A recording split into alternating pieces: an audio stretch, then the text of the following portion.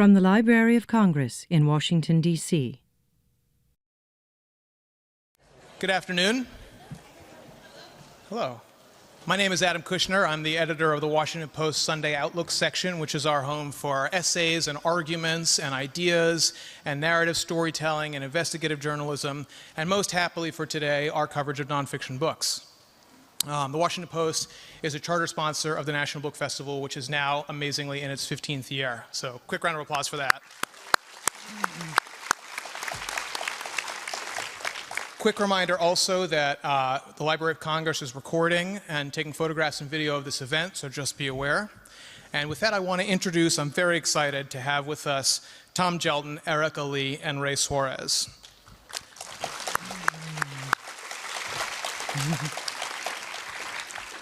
The question before us today is about the American melting pot. How do minorities and immigrants assimilate into American culture, and whose culture is America anyway? Why do some people find themselves welcome here and others despised, and how have immigrant groups found that to be a false dichotomy? To discuss it, Tom Gjelten has spent 25 years at NPR, including his coverage of the Iraq War, for which he won a Peabody Award. He was reporting live in the Pentagon when a plane crashed there on September 11th. He now covers religion, faith, and belief, and I would say more the social and cultural fabric of America. His new book, A Nation of Nations, A Great American Immigration Story, is about the 1965 Immigration Act, which officially opened this country's doors to immigrants of color, making it extremely relevant to the 2016 presidential campaign. Erika Lee is a professor of history at the University of Minnesota, where she also runs the Immigration History and Research Center, and as the granddaughter of immigrants who entered on both coasts, has spent a career writing about them. Her book, The Making of Asian America, is about the first targets of national panics over immigration, Asian immigrants, and the complex, contradictory ways that they've been treated in the United States. Today, contrary to what you might hear on the presidential campaign trail, that's the fastest growing immigrant group in the United States. Finally, Ray Suarez, the host of Inside Story on Al Jazeera, is our moderator for this discussion. He's had an amazing broadcast career, including stints as senior correspondent on PBS NewsHour and as host of NPR's Talk of the Nation. May it rest in peace. His latest book is Latino Americans, The 500-Year Legacy That Shaped a Nation, which is a really wonderful survey of the lives of important Latin Americans and the struggles they had and the contributions they made to the fabric of America. Before treading too much on the subject of this discussion that this incredible group is going to cover, I just want to simply hand it over to them. So please welcome Tom Gjelten, Erika Lee, and Ray Suarez.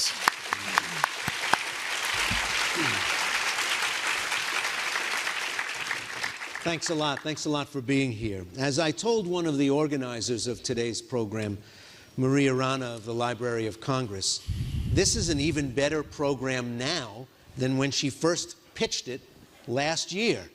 Immigration, assimilation, what it means to be an American, what the country will look like in the decades to come, are all being pushed back to the center of the American conversation. It never strays very far, but being pushed back to the center of the conversation by a New York-based real estate developer whose mother came to America from Scotland, whose paternal family came to America from Germany, doing that very American thing, slightly changing the spelling of the family name once they got here to T-R-U-M-P.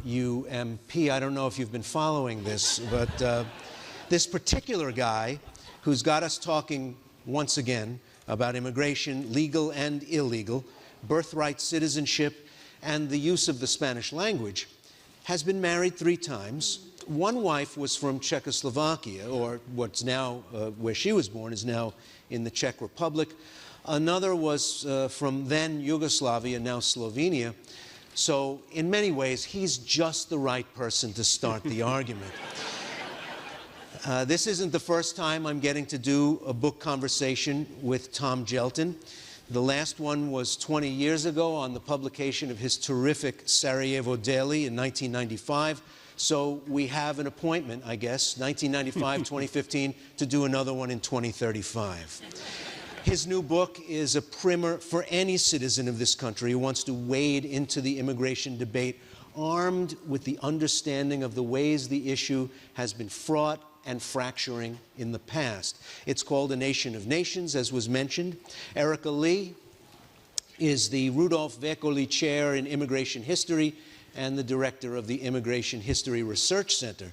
So they are the best horses to run with for this conversation. And for both of you, one of the most often heard assertions in the conversations that Americans have about immigration, and I can't even count the number of times it's been presented to me in the past, is something that follows this form. Yes, my family came from fill in the blank, but they played by the rules, so it's different.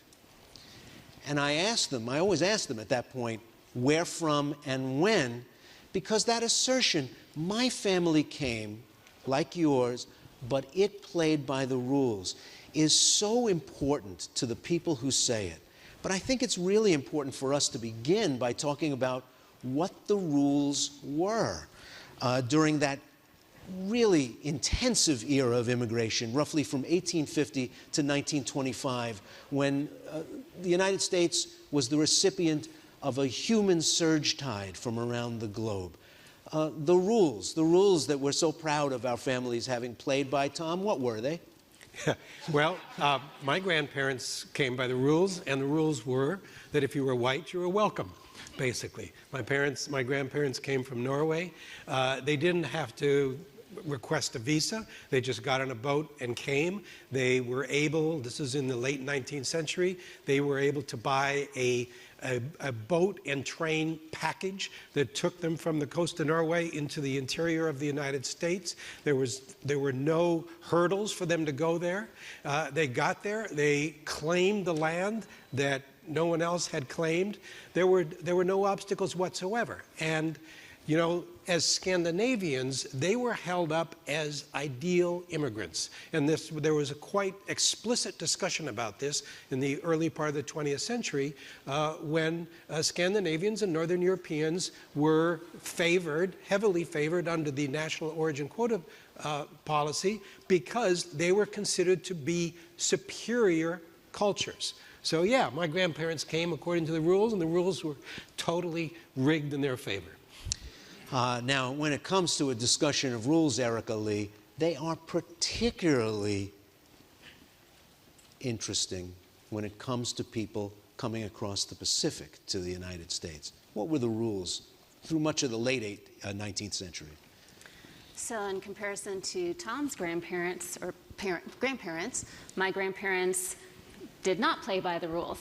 The rules for Chinese immigrants. So when we talk about immigration today and we talk about undocumented immigration, the image that most Americans have today, and the media continues to belabor this point, is the problem across the US-Mexico border. But if we go back 100 years and certainly 150 years, the immigrant menace, the immigrant problem were my grandparents.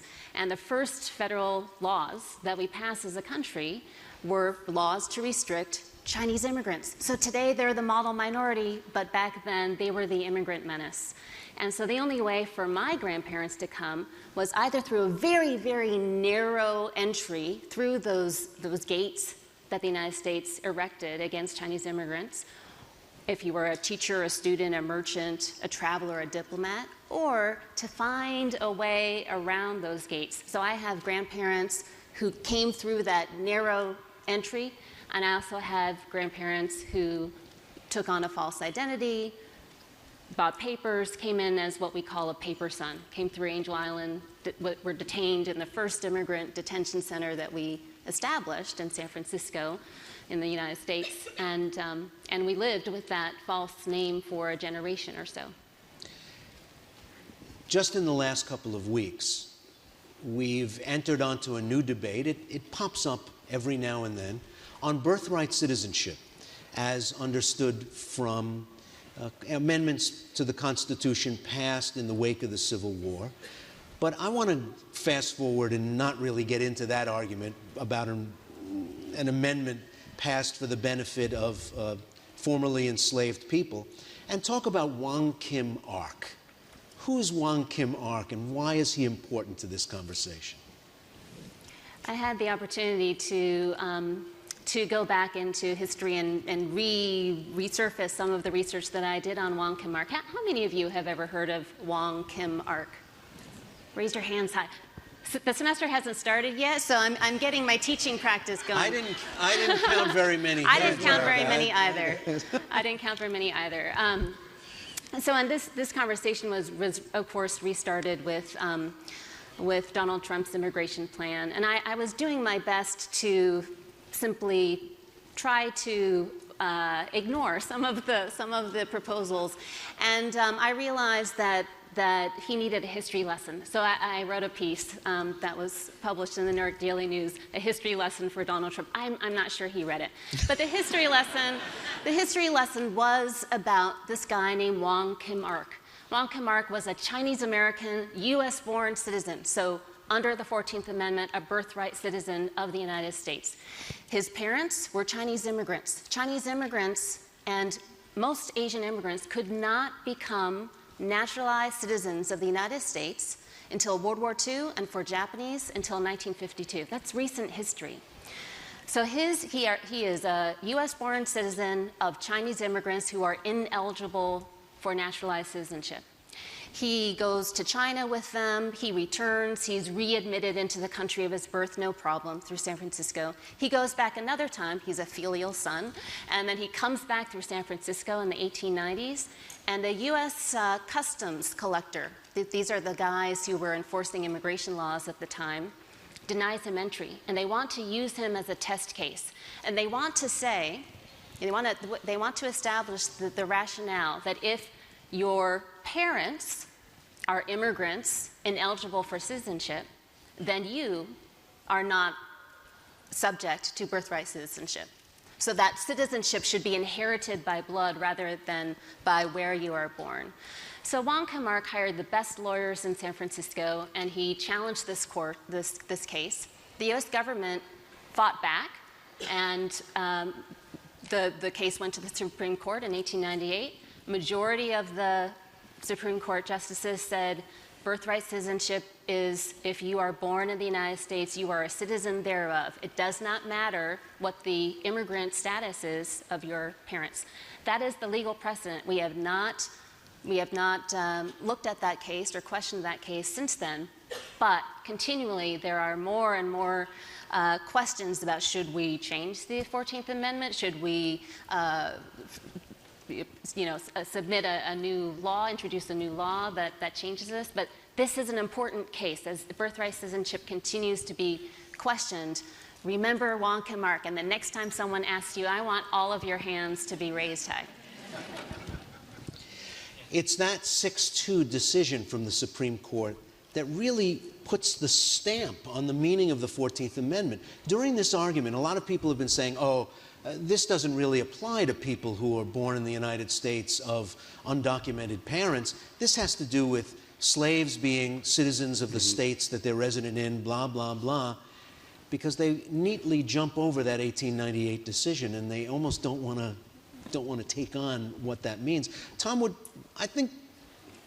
Americans be surprised to find out just how race-conscious, ethnically conscious our laws had always been? I think so, and not only until 1952, until 1965. The 50th anniversary of the 65 Act is next month, October 3rd. And believe it or not, up until 1965, if you were a British citizen, born and raised in Britain, but one of your parents was of Indian or Pakistani background, you could not immigrate to the United States effectively. There were 100 visa slots reserved for all people in the world who had Indian or Pakistani blood.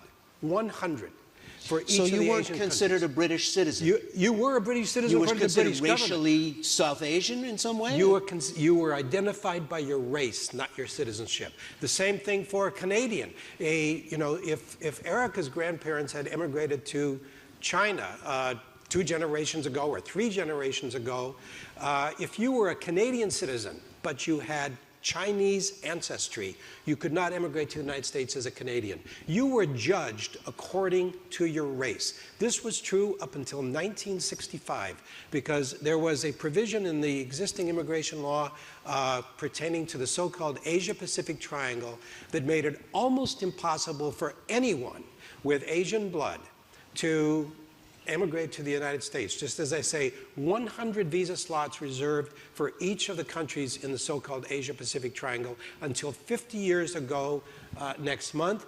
Fortunately, that law was reformed, and as you can imagine, it was reformed in the spirit of the civil rights movement. And it was supported, that reform was supported by the same people who pushed the Voting Rights Act and the Civil Rights Act. Philip Hart was the sponsor in the Senate.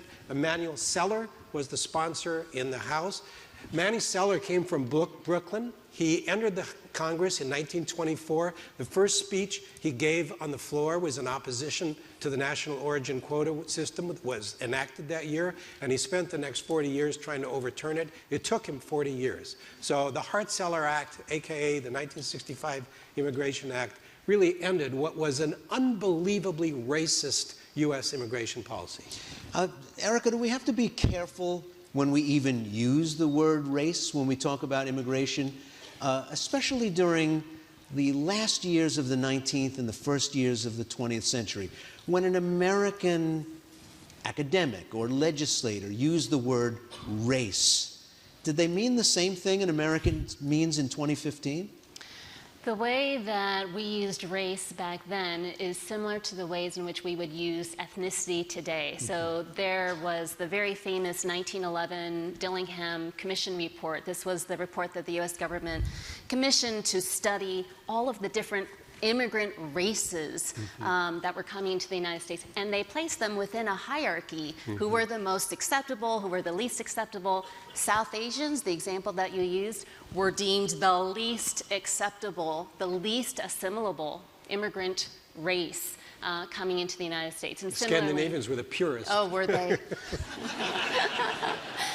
Similarly, Italians, Irish, the Celtic race, they were the Anglo-Saxon race, considered races, immutable characteristics, meaning that these criminal behavior, lazy, slovenness was inherited. It wasn't something that could easily be assimilated out of you. The science of race at that time took on sort of outwardly scientific form. So they spent a lot of time measuring the sizes of people's brain cases and the distance from their eyes to the bridge of their nose and the distance from their brow to the bottom of their chin, and coming up with reams of data, which was a lot harder to do in 1890 than it is today, identifying, for instance, Italians as members of a different race from Belgians, Poles as members of a different race from Greeks, and grouping them into subtypes, the Alpine subtype and the Nordic subtype.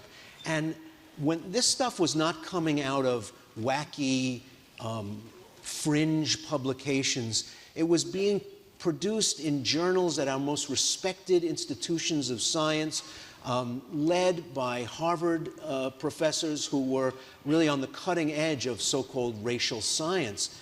And a lot of what they came up with was picked up in National Socialist Germany.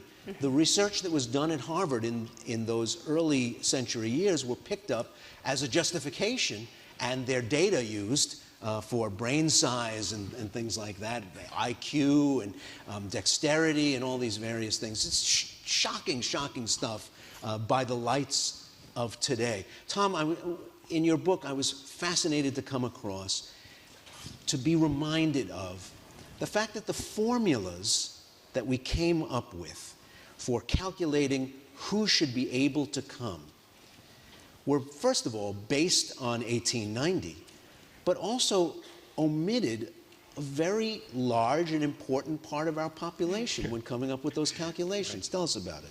Well, yeah, the idea was that U.S. population going forward should mirror the population that existed here in 1890. The idea was that we would have more national unity, that assimilation would be easier if the same kind of people who already lived in the country were the ones that we favored coming in. This was argued this would favor the assimilation process. It was as recently as, again, in the 1960s, Robert Byrd, senator from West Virginia, said, you know, assimilation will happen more easily if we take in more of the people like the ones we already have.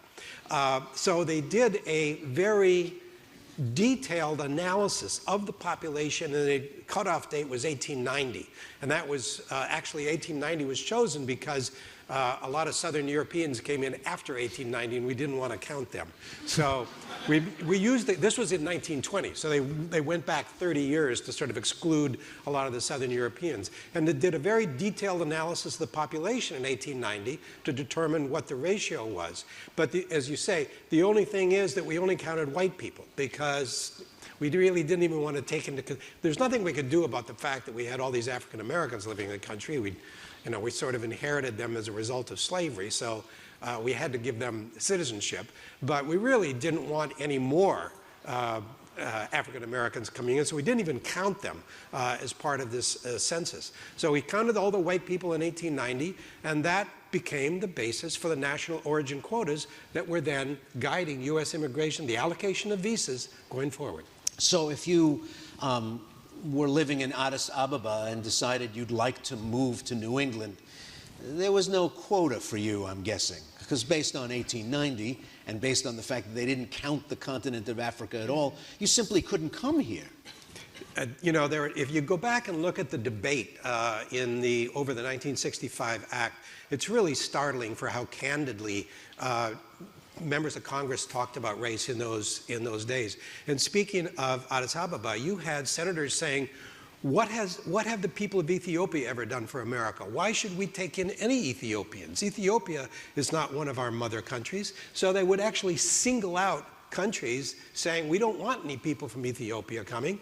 And we want more people from France and Germany and the United Kingdom and the Scandinavian countries. So you probably wouldn't hear, in spite of how outrageous Donald Trump may seem to me, I think it would be hard for him to sort of say that nowadays, but people had no problem saying that in the 1960s. Erika, when I was writing a book on American cities, I was looking into the history of Chinatowns as a thing. Mm-hmm. Just the idea that we would have a Chinatown in various American cities. And it struck me that when you look at the census data, they are almost all male. Mm-hmm. For a really long time, deep into the 20th century. Mm-hmm. The gender ratio is totally out of whack. Why did that happen? How did that happen? And how long did it take to fix? Mm-hmm. So one of the things that we often forget about immigration histories is that, and something that still happens today, is that there's often that one person who goes first and tries to figure out what the system is, how do I get a job, where do I live, and regardless whether you're talking about Italian migration or Chinese migration, that first person is usually male. So similarly, Chinese migration has been going on to the Americas for hundreds of years, but the seminal moment was the California gold rush. And this was almost a completely male migration from all over the world. So Chinese migrants came to California to seek their fortune in gold. Many didn't find any, but many stayed. And many stayed right at the same time as anti-Chinese sentiment was increasing. So even before the infamous Chinese Exclusion Act of 1882 was passed, the U.S. government had also specifically passed a law that made it extremely difficult, that barred Chinese immigrant women. So it's both a source of custom, that the men came first, but also institutionalized within U.S. immigration law that Chinese immigrant women for a generation or so. My family was split across the Pacific Ocean for 3 generations, with the wives and children living in China and the men coming back and forth to the United States. So it really didn't change until after World War II. So also you could have no or little natural increase in the size of a Chinatown neighborhood. Right.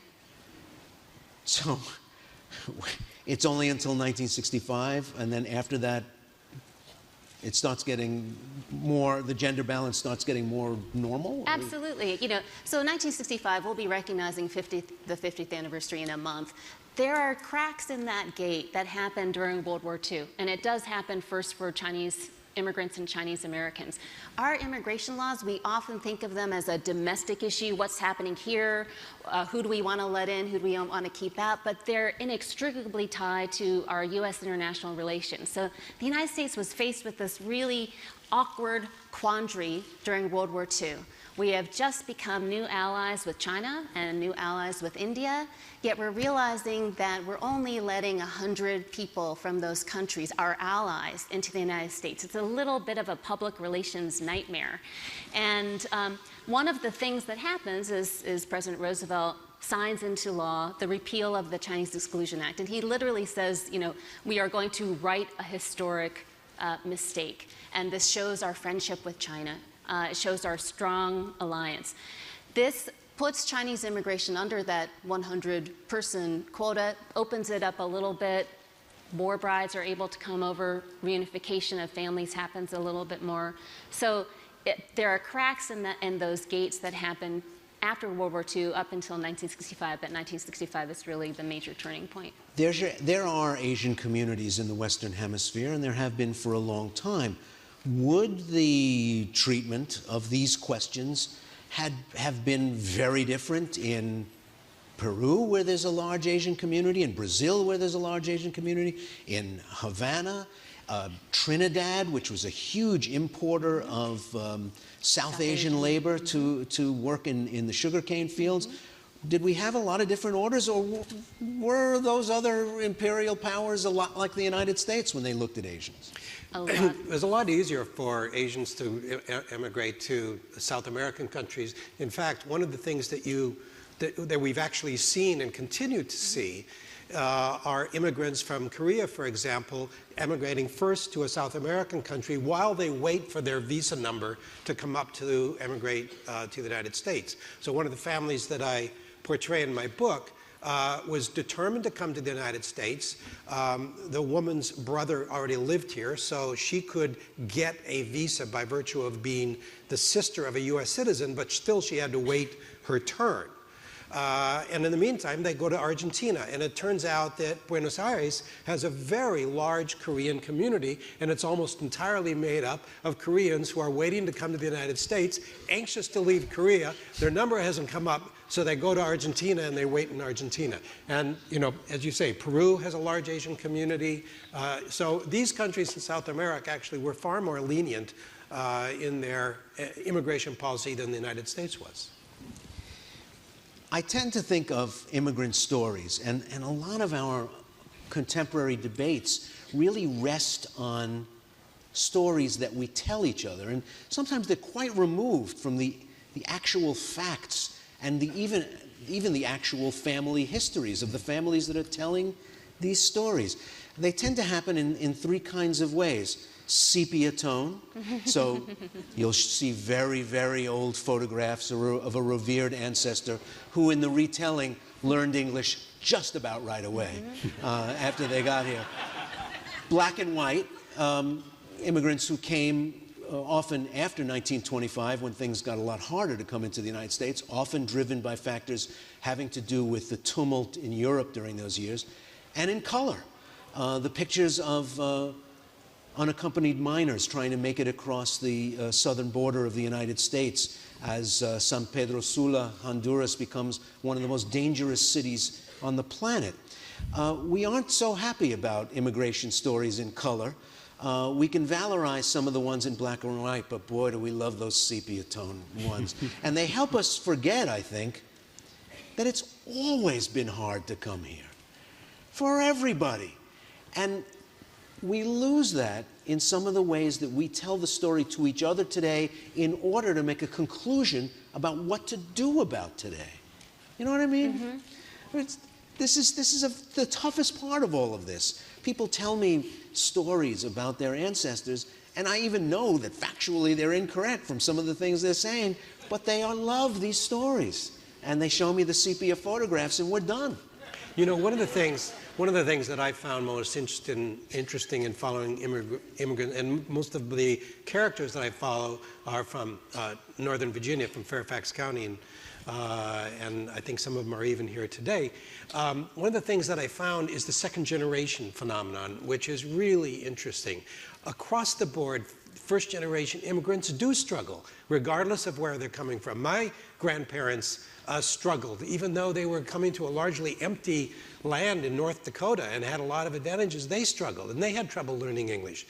And you know, the Hispanic immigrants who are coming now without a lot of education and a lot of skills, they struggle. But across the board, you see dramatic changes with the second generation. You see second generation Hispanics learning English just as fast as second generation immigrants from other countries have learned English. So that really speaks to the integrative power of American society, that the second generation invariably does so much better. But I think you're hitting upon a very perplexing question that I'm still struggling to figure out, and I've been studying immigration for a long time, and that is, how do we as a nation continue to celebrate our nation of immigrants' identity, while also seemingly engaging in one of the most divisive immigration debates that we've seen in recent times? We have an enormous amount of interest in family history, and much of that family history through Ancestry.com, through genealogy, through self-publishing our family histories, is based on our immigration history. And really, too often, it is deeply colored in those sepia tones, those romanticized notions of playing by the rules, of wanting to become American. And I'm very deeply concerned about what we're forgetting and how we are erasing and obscuring some of those universal struggles. And for what purpose? What are the conclusions that we are then making about today? So I'm still struggling to thinking about how do these two types of immigrant Americas coexist. I know we're absolutely at a transformative crossroads between what I see as old immigrant America, and I would count my family as part of the old immigrant America, and the new immigrant America, which embodies all of my students who are increasingly either they're international students or they're first generation college, first generation in this country. And it's a deeply important question for us to figure out as we recognize 50 years of new immigration, and as we move forward in thinking about what kind of country are we going to be in the next 50 years. There are microphones in the aisle if you've got some fabulous question, and I would really urge you to make it a question rather than a story of your own immigrant past or something like that. We all know what a question is. It's an interrogatory.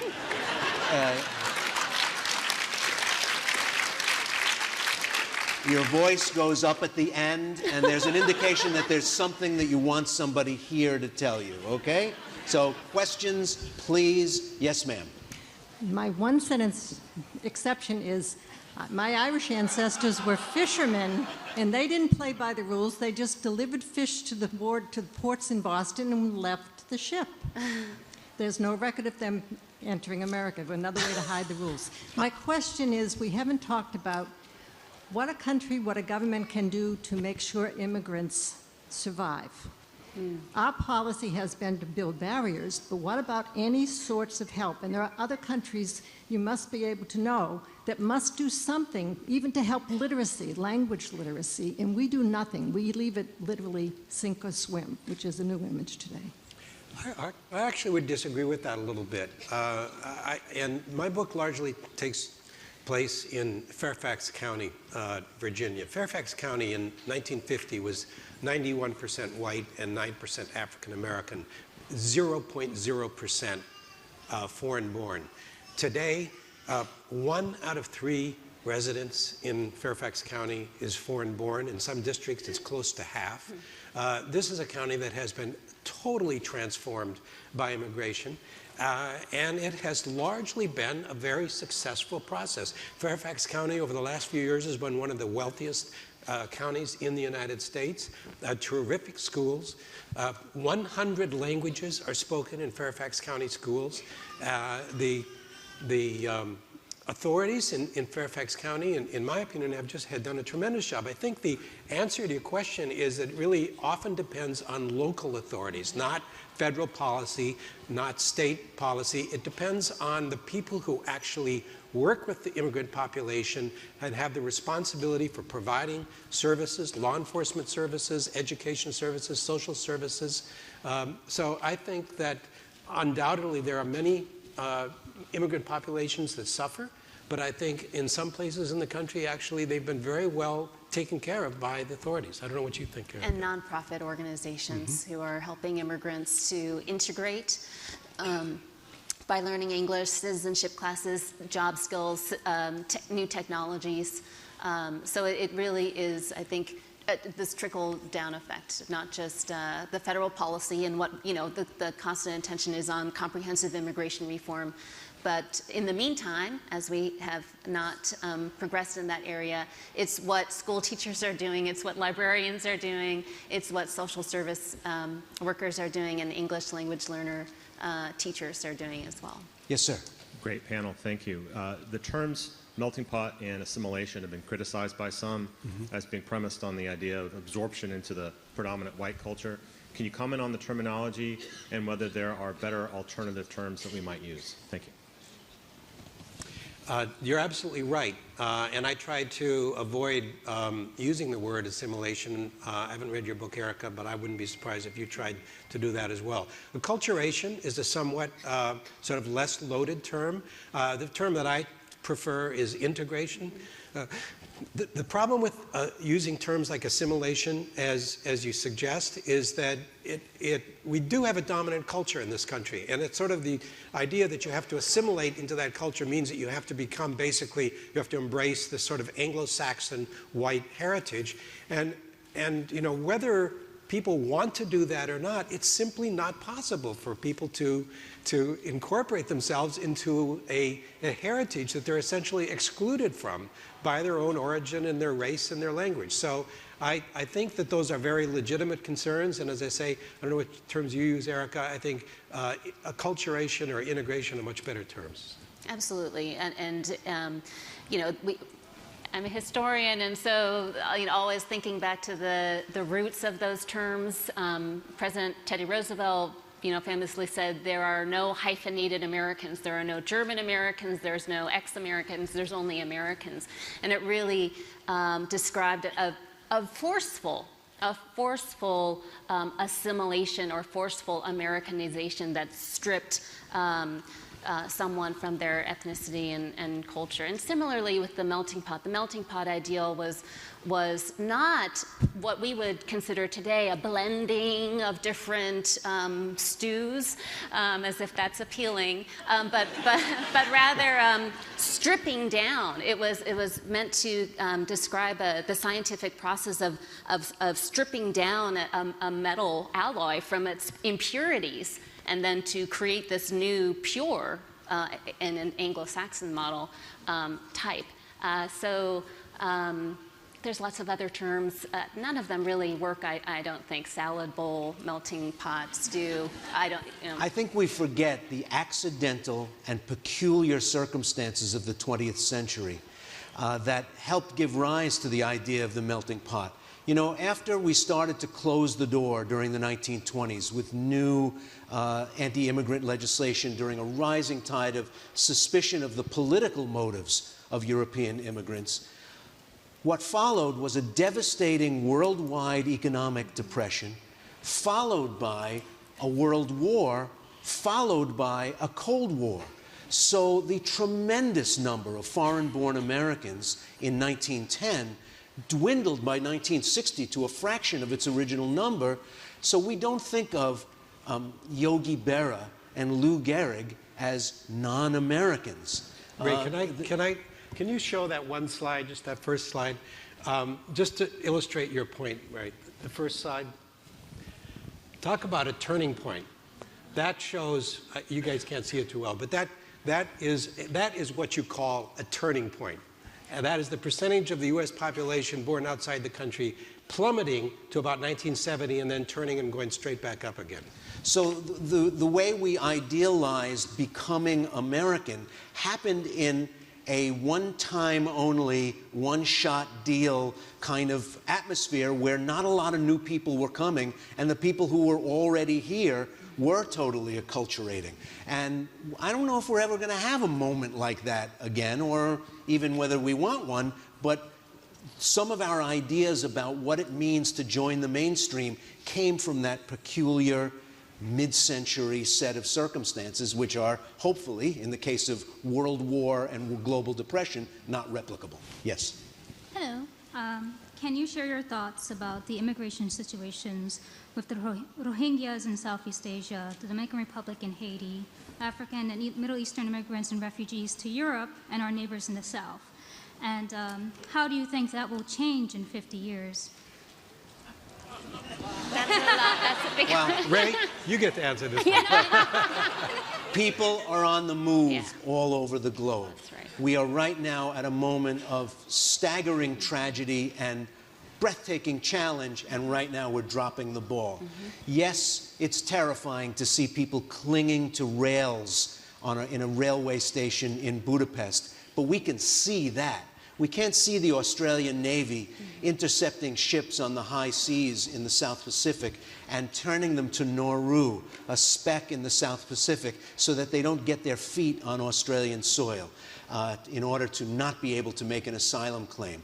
There are people pouring out of the Central African Republic into neighboring countries and destabilizing the neighboring countries. People pouring out of southern Somalia into northern Kenya and destabilizing Kenya, as we've seen. We have no answer to the fact that circumstances of instability in places all across the world are creating conditions that are horrifying and really overwhelming our institutional ability to answer them. And I think the Rohingyas and the Haitians in the Dominican Republic, all in different ways, fit this model of a world patterned in nation states where the nation state hasn't figured out how to respond to these crises. Yes, sir. Oh, wait, no, you're next. Sorry. Hi. I was just wondering, in terms of like the newsrooms, what's going on in terms of the discussion, the terms you're using, and the role that journalists play in terms of shaping the immigration debate? What was the first part of your question? Newsrooms. Yeah, what's and how the conversation, how like they the use terms you're these using. terms. Well, we have a standards and practices editor at NPR. This is a new introduction. We're much more politically correct than we were when you were there, Ray. We have a standards and practices editor, and we are very careful in our language. One word that we do not use is illegals. We don't call people illegals as a generic term. We also are very careful in our use of the word migrants and refugees. There's a big difference between migrants and refugees, as Erika can explain. And we don't necessarily just go by UN definition. We try to be a little bit more precise. But, you know, in this area, it's very important to be precise in your language. Because it's creating impressions that drive this nation's ability to come to common cause on these questions. We are, I am being told, out of time. The books written by the three authors on the stage make wonderful First Holy Communion, Bar Mitzvah, and wedding gifts. And we urge you to avail yourself of them in the lobby and get one signed. They make lovely keepsakes of today. Do you want to say where to go to get them signed? Where do you go to get them signed? Downstairs. Downstairs. Okay, there we go. Tom Gjelten, A Nation of Nations. Thank you. Erika Lee, The Making of Asian America. And Latino Americans, A 500-Year History. See you later. This has been a presentation of the Library of Congress. Visit us at loc.gov.